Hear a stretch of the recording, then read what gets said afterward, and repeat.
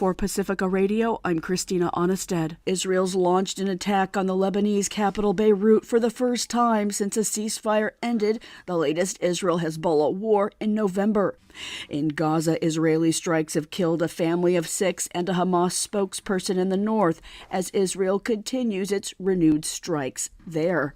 Pacifica's Rami Al-Magari reports. Israeli renewed military action across the Gaza Strip has led to the deaths of nearly 1,000 Palestinians since March 18th, according to Gaza health officials.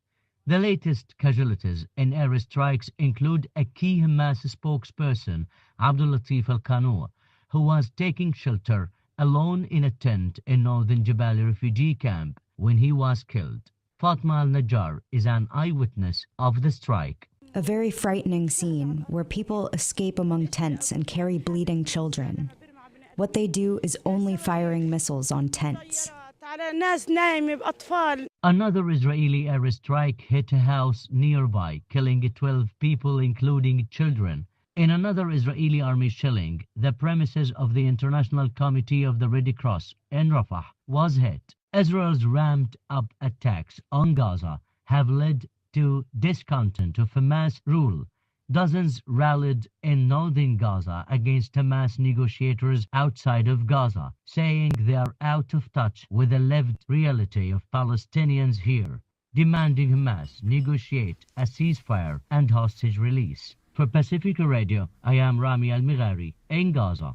A federal judge has given the federal government until today to explain why a Turkish student at Tufts University was detained and sent to an immigrant detention center in Louisiana.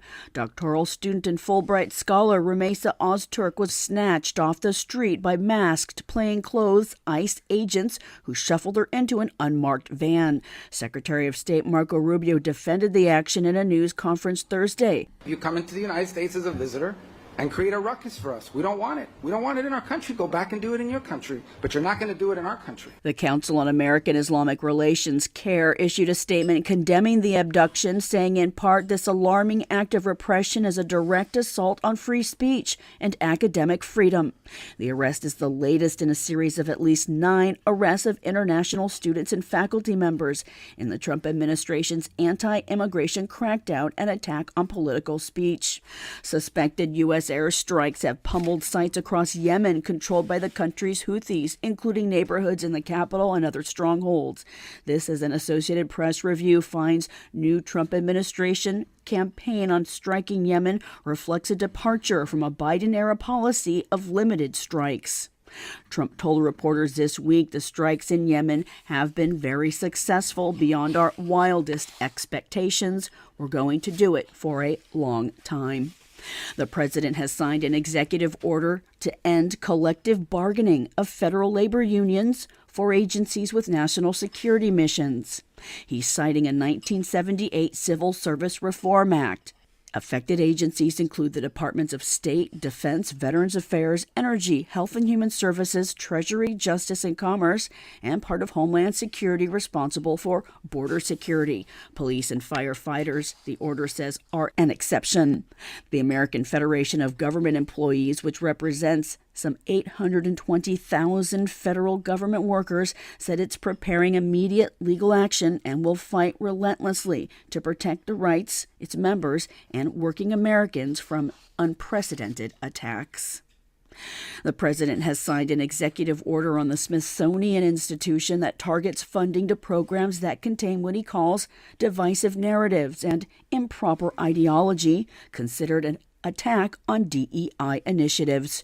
His executive order puts Vice President J.D. Vance in charge of an effort to remove improper ideology from the Smithsonian Institution, including its museums, education, and research centers, as well as the National Zoo. It specifically names the National Museum of African American History and Culture. Health Secretary Robert Kennedy Jr. announced plans to restructure the Department of Health and Human Services, including laying off 10,000 workers and shutting down entire agencies.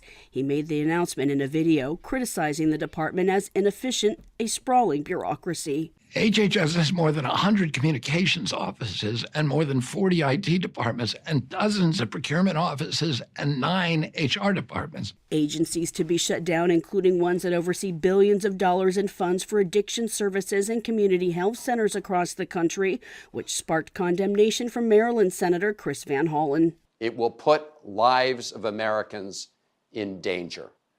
RFK Jr. has done that repeatedly. This is the vaccine denier. This is the person who looks the other way as measles break out in places like Texas. And now he's taking another step that will put the health care of all Americans at risk. I'm Christina Onestad reporting for Pacifica Radio.